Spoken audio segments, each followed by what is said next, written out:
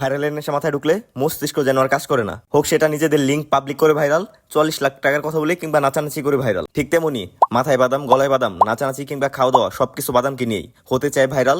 নিজের নাম নিজেই দিয়েছে বাদাম বাবা। অনলাইনে স্ক্রল করলেই শুধু কেক আর কেক, কি সব জাকির ভাই, ভাইরাল ভাবি, ড্যান্সিং, পুডিং, এসব ভিডিও। যাই হোক, ভাবলাম কি আছে আর জীবনে, বাঁচবই বা কয়দিন, কেকটা ট্রাই করা উচিত। যেই বাবা সেই কাজ। সন্ধ্যার পর ন্যাংটাকালের বন্ধু দুইজনকে সাথে নিয়ে গান গাইতে গাইতে চলে গেলাম ঢাকার আগারগাঁও। আসার পর যা দেখি, বিশ্বাস করেন রাসেল ভাই, বলে বোঝানোর মতো না।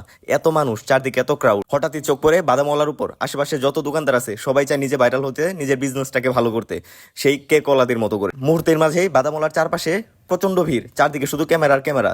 তার কথাবার্তা, চালচলন, বিক্রির ধরন সবকিছু ইউনিক। কি এক অবস্থা, এক জায়গাতে 2-3 মিনিটের বেশি দাঁড়াতে পারলাম না। বাই দা ওয়ে, উনি নিজের নাম নিজে বলতেছিল বাদাম বাবা, আমি বাদাম বাবা। যাই হোক, আসছিলাম কেক খেতে, শুরু করলাম বাদাম দিয়ে, সবার শেষে হয়তো কেক ট্রাই করবো।